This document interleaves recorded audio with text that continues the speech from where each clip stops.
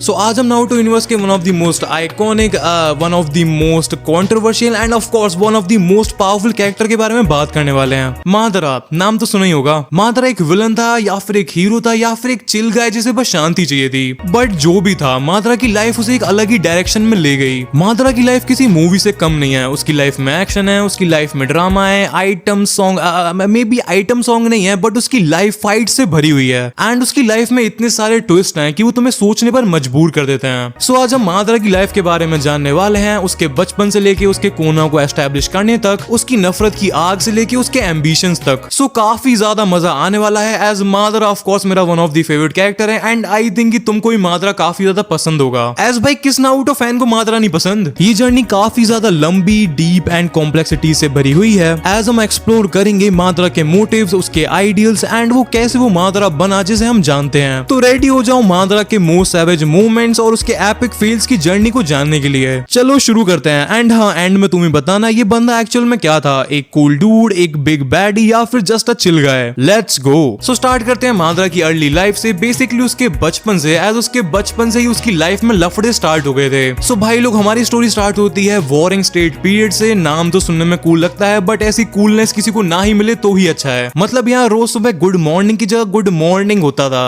भाई क्या गंदा जोक था, मजाक सेट के। शिनोबी क्लैंस ऐसे लड़ते थे जैसे कि कॉलोनी की आंटियां लड़ती हैं, फुल ऑन WWE। जिंदगी को एकदम यूज एंड थ्रो चीज बना के रख रखा था इन लोगों ने। एंड इसी वेवी माहौल में उचिहा क्लैन में पैदा होता है हमारा हीरो या फिर विलन मादरा उचिहा। मादरा बचपन से ही बहुत ही ज्यादा क्रेजी था भाई। वो बचपन से बहुत ही ज्यादा पावरफुल था एंड बहुत ही ज्यादा एम्बिशियस था। उसका एक छोटा भाई भी था इजुना एंड दो भाई दोनों ही तबाही। इजुना बस थोड़ा सा लड़के से ज्यादा लड़की टाइप का लगता था। एंड नारुतो कम्युनिटी में बहुत टाइम से एक फैन थ्योरी भी एग्जिस्ट करती है जिसके हिसाब से इजुना सच में एक लड़की था बट उसे अपने क्लैन के लिए फाइट करना था, इसलिए उसने सबसे अपनी आइडेंटिटी को छुपा रखा था। एंड अगर ये थ्योरी सच है तो इससे एक्सप्लेन हो जाता है कि तोबिरामा इतना ज्यादा हाथ धो के इजुना के पीछे क्यों पड़ा हुआ था। बट एनीवेज टॉपिक से ज्यादा नहीं भटकते हैं। मादरा एंड इजुना साथ में ट्रेनिंग करते थे एंड साथ में ही फाइट्स पर जाया करते थे। एंड उचिहा क्लैन वालों को भी समझ में आ गया था कि ये दोनों नॉर्मल उचिहास तो नहीं है। इजुना मादरा के लिए उसका ब्रो बिफोर एनी हो कागे था।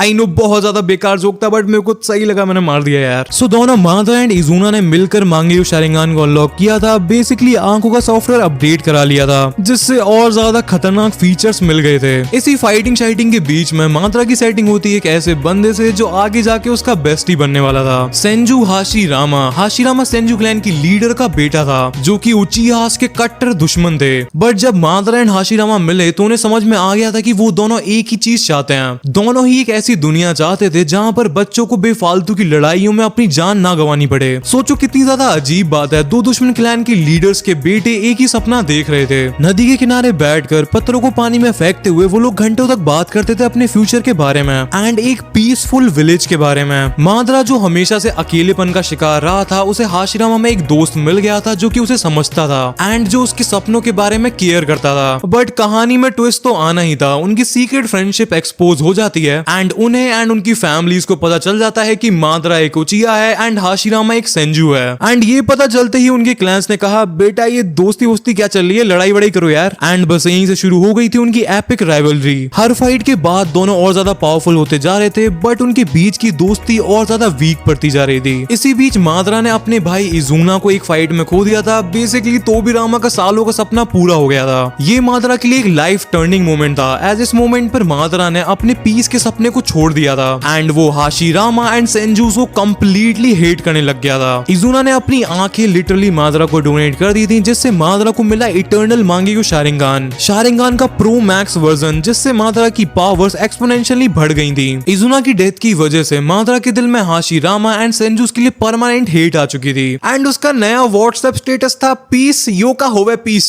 साले में चप्पल मारूंगा। एडिडास की है 4000 रुपया की, काफी मंगवाएगा तू।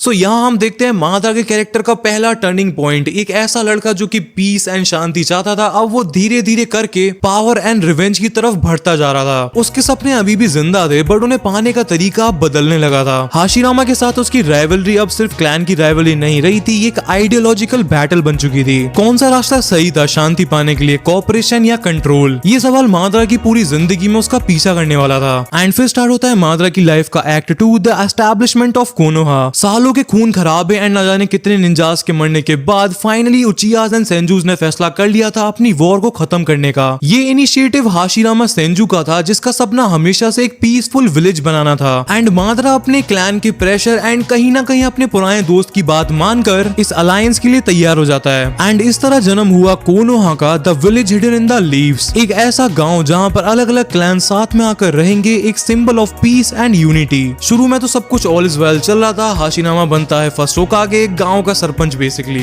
एंड मादरा भी इस टाइम पर काफी ज्यादा चिल था। ऐसा लग रहा था कि उनके बचपन का सपना अब सच हो गया है। दोनों राइवल्स अब कलीग्स बन गए थे। ऑल्सो उस टाइम पर कोनोहा पूरे शिनोबी वर्ल्ड के लिए एक ट्रेंडिंग टॉपिक बन गया था। एंड बाकी क्लैंस भी फोमो के चक्कर में कोनोहा को ज्वाइन करने लग रहे थे। लेकिन क्या ये शांति टिकने वाली थी? क्या मादरा उचिया, जिसके दिल में इतनी ज्यादा नफरत एंड एम्बिशंस भरे हुए थे, वो बदल गया था? शायद नहीं। हाशिरामा का vision cooperation and mutual trust का था। वो चाहता था कि सारे के सारे क्लैंस बराबर हो। लेकिन मादरा के आइडियल्स अलग थे। उसे लगता था कि असली शांति तभी आ सकती है जब पावर एक स्ट्रॉन्ग लीडर के हाथ में हो। एंड वो लीडर उचिया क्लैन से होना चाहिए। उसे सेंजू क्लैन पर, खास करके हाशिरामा के भाई तोबिरामा पर बिल्कुल भी भरोसा नहीं था। तोबिरामा हमेशा से ही उचिया क्लैन को शक की नजर से देखता था। एंड ये बात मादरा को पता थी एंड उसे ये बात बिल्कुल भी पसंद नहीं थी। एंड इसी पॉइंट ऑफ टाइम पर मादरा को उचिया टैबलेट भी मिला था, जिस पर उचियास की super powers and future plans लिखे हुए थे, जो सिर्फ शारिंगान से ही पढ़े जा सकते थे। मादरा ने इस यूजर मैनुअल को पढ़ा एंड उसका दिमाग घूम गया। उसे लगने लगा कि कोनोहा का पूरा सिस्टम उचियास को दबाने का एक प्लान है। ऑल्सो मादरा को लग रहा था कि हाशिरामा उसे कंट्रोल करने की कोशिश कर रहा है। मादरा ने अपने उचिया क्लैन के लोगों को समझाने की कोशिश करी एंड उन्हें अपने साथ मिलाकर कोनोहा के सिस्टम को चैलेंज करने की कोशिश करी। लेकिन उसके अपने ही लोगों ने उसका साथ नहीं दिया,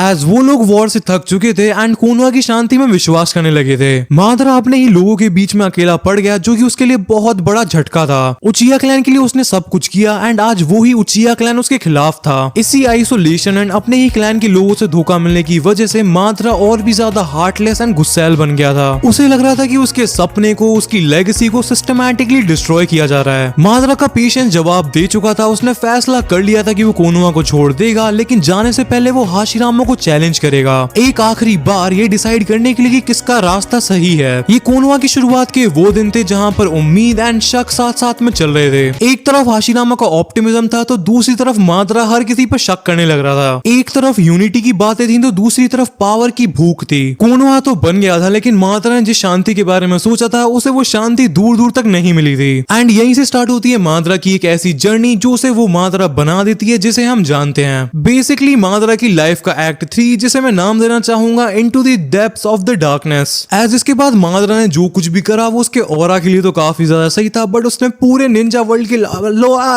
उसने पूरे निंजा वर्ल्ड को ऑलमोस्ट तबाह कर दिया था। कोनोहा को अलविदा कहने के बाद मादरा उचिया अंडरग्राउंड तो नहीं हुआ, बल्कि और ज्यादा ओवर पावर हो गया। उसने सीधे नाइन टेल्स कुरामा, हाँ वही लोमड़ी जो कि नारुतो के अंदर रहती है, उसको अपना पेट बना लिया था। कुरामा को कंट्रोल करने के बाद मादरा हाशिरामा को चैलेंज करता है एंड उनकी ये लड़ाई वैली ऑफ द एंड में होती है, जो कि नारुतो हिस्ट्री की सबसे ज्यादा लेजेंडरी बैटल्स में से एक है। एक तरफ था हाशिरामा का वुड साइन एंड उसका एटीट्यूड कि गांव को बचाने के लिए जान भी दे दूंगा, एंड दूसरी तरफ था मादरा का eternal Mangekyo Sharingan, Susanoo and nine tails. ये सिर्फ दो लोगों की तू मैं नहीं थी, ये दो लाइफ फिलोसफीज की बिग बॉस लेवल की फाइट थी। शांति कैसे मिलेगी, जादू की जप्पी से या फिर पावर एंड कंट्रोल से? Result spoiler alert, not really, वैसे सबको ये पता ही है, हाशिरामा जीत गया एंड मादरा का गेम ओवर हो गया। एक्चुअल में ये एंड नहीं था बल्कि बिगनिंग थी, एज पिक्चर तो भी बाकी है मेरे दोस्त। मादरा मरा नहीं था, उसने अपनी डेथ को फेक करा था। बैटल से पहले ही उसने इज़ानागी को प्रिपेयर कर रखा था, एक फॉरबिडन उचिया जूत्सु जो कि रियलिटी को रीराइट कर सकता है। इस जूत्सु की वजह से वो डेथ को धोखा देकर जिंदा बच जाता है एंड उसने हाशिरामा की डीएनए का एक सैंपल भी हासिल कर लिया था। तुम पूछोगे क्यों? वेल, क्योंकि उचिया स्टोन टैबलेट पर लिखा था कि सेंजू एंड उचिया की पावर्स मिलके ही असली शांति को ला सकती हैं। मादरा ने हाशिरामा के सेल्स को अपने अंदर इम्प्लांट किया और सालों तक इंतजार करने के बाद अपनी जिंदगी की आखिरी सालों में उसने रेनिगान को अवेक किया। अब मादरा के पास गॉड मोड वाली पावर थी, but body low battery mode में थी एंड उसे एक मास्टर प्लान चाहिए था जो कि उसके ऑफलाइन होने के बाद भी चलता रहे। एंड तभी उसके दिमाग की बत्ती जलती है एंड उसके दिमाग में आता है आई ऑफ द मून प्लान, एक ऐसी दुनिया जहां पर किसी को भी मंडे को ऑफिस नहीं जाना पड़ेगा, कोई भी एग्जाम का स्ट्रेस नहीं होगा, सारे लोग एक नेवर एंडिंग ड्रीम में पहुंच जाएंगे इन्फिनिट सुकियोमी की मदद से।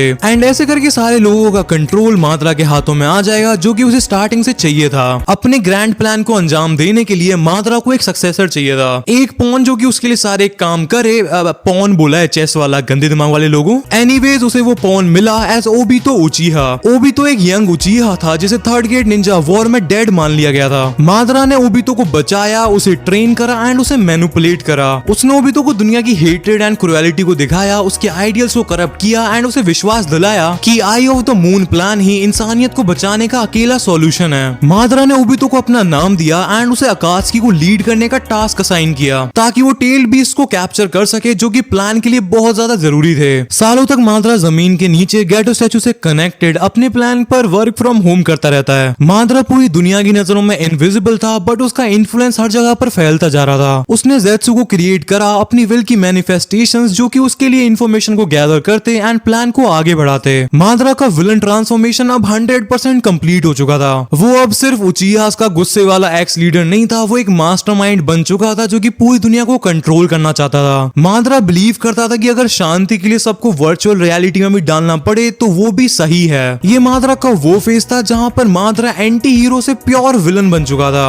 उसका विजन ऑफ पीस चाहे कितना भी ट्विस्टेड क्यों ना हो, उसके लिए वो एक नोबल कॉज था, लेकिन उस कॉज को अचीव करने के लिए वो जो चीजें कर रहा था वो टोटली गलत एंड डिस्ट्रक्टिव थी। पावर ने उसे टोटली करप्ट कर दिया था और रेवेंज की आग में वो सब कुछ जलाने के लिए तैयार था। अगर मादरा की स्टोरी को हम डीपली एनालाइज करें तो उसका एक मीनिंग ये निकल सकता है कि अकेलापन एंड बिट्रियल एक इंसान को कितना ज्यादा चेंज कर सकते हैं। एंड फिर स्टार्ट होता है मादरा की लाइफ का act 4, the return of ghost of Uchiha. सो सालों तक ऑफलाइन रहने के बाद मादरा री एंट्री मारता है एंड वो भी सीधे फोर्थ ग्रेड निंजा वॉर के मेन इवेंट में। ओबितो जो कि तोबी बन के हम सबको बेवकूफ बना रहा था एंड अकात्सुकी को लीड कर रहा था, उसने एंड काबुतो ने मिलकर एक ऐसा काम कर दिया था जिसकी वजह से सबकी हालत टाइट हो गई थी। उसने एडो 10 से एक फॉरबिडन जूत्सु का इस्तेमाल करके मादरा उचिहा को रिवाइव कर दिया था। एंड इसके बाद तो मादरा ने जितने भी कांड करे वो तो हमने डिटेल में एनिमे में देख ही रखे हैं। कैसे उसने अकेले सारे ग्रेट निंजा विलेजेस की अलाइड फोर्सेस को पेला एंड कैसे नारुतो एंड सासुके की गुद्दी चटकाई एंड फिर कैसे गाय सेंसेई ने नाइट गाय बन के मादरा की ही गुद्दी चटका दी। हमने देखा था कि उचिहा क्लैन के धोखे की वजह से मादरा पर कितना ज्यादा बड़ा इम्पैक्ट आया था, बट मादरा की लाइफ में बिट्रियल्स यहाँ पर खत्म नहीं होते हैं। फोर्थ ग्रेड निंजा वॉर के टाइम पर ओबितो भी नारुतो के टॉक नो जुत्सु से इन्फ्लुएंस होकर मादरा को धोखा दे देता है। एज ओबितो को समझ में आ गया था कि एक्चुअल पीस के लिए नारुतो लड़ रहा है, ना कि मादरा, एंड लोगों को गेंजुत्सु में डालने से रियलिटी चेंज नहीं होगी एंड उसने एक्सेप्ट कर लिया था कि रेन कभी दोबारा जिंदा नहीं हो सकती है। मादरा की जिंदगी अपने आप में काफी ज्यादा क्रेजी रही थी, बट सैड पार्ट ये है कि मादरा की जिंदगी भी अगेन एक धोखे के साथ ही खत्म होती है। मेरे हिसाब से वो धोखा ब्लैक ज़ेत्सु ने नहीं, खुद नारुतो के क्रिएटर्स ने मादरा को दिया था, एज मादरा ही शिपुडेन का फाइनल विलन होने वाला था।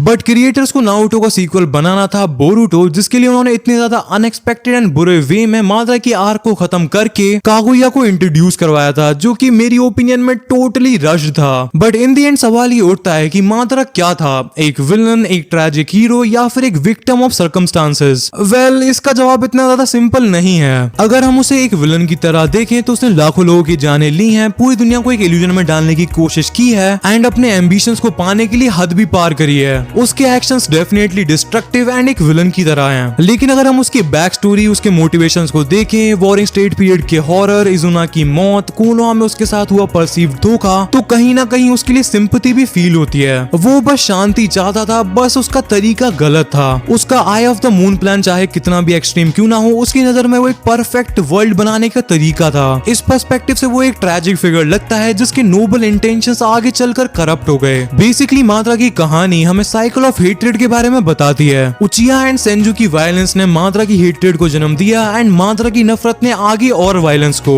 इस साइकिल को तोड़ पाना बहुत ज्यादा मुश्किल है एंड ये नारुतो वर्स का एक सेंट्रल थीम है एंड मादरा इसका प्राइम एग्जांपल है। उसकी हाशिरामा के साथ आखिरी कन्वर्सेशन कहीं ना कहीं ये भी दिखाती है कि उसके अंदर वो इंसान अभी भी जिंदा था जो कि हाशिरामा का दोस्त हुआ करता था। शायद अगर सर्कमस्टांसेस अलग होते एंड उसे सही गाइडेंस मिली होती तो मादरा उचिहा एक अलग इंसान भी बन सकता था। मादरा की कहानी बेसिकली एक कॉजनरी टेल है जो कि हमें पावर के करप्टिंग इन्फ्लुएंस के बारे में वार्निंग देती है। ये हमें बताती है कि कैसे एब्सोल्यूट पावर एब्सोल्यूट करप्शन की तरफ ले जा सकती है। इस सब के कंक्लूजन में मैं इजीली कह सकता हूँ कि मादरा उचिहा शायद से नारुतो यूनिवर्स का one of the most complex character है। उससे नफरत करना शायद से आसान है, लेकिन उसे पूरी तरह समझ पाना उतना ही ज्यादा मुश्किल है। उसकी लाइफ कंप्लीट ब्लैक या व्हाइट शेड्स में नहीं है, उसमें तुम्हें मोस्टली ग्रे के शेड्स ही मिलेंगे। मैं मोस्टली इतनी ज्यादा डीप बातें करता नहीं हूँ उस चैनल पे, बट क्या करें यार, मादरा का कैरेक्टर ही इतना ज्यादा कॉम्प्लिकेटेड है, सो करनी पड़ी यार। एनीवेज मादरा का एंड भले ही जैसा भी क्यों ना रहा हो, वो बिना किसी डाउट के मेरा one of the favourite character है। सो आज वाली वीडियो में इतना ही रखते हैं। अगर वीडियो पसंद आई हो तो वीडियो को लाइक करना एंड चैनल को सब्सक्राइब कर लेना। मैं मिलूंगा तुमसे नेक्स्ट वीडियो में, तब तक के लिए पीस आउट, बाय, सायोनारा।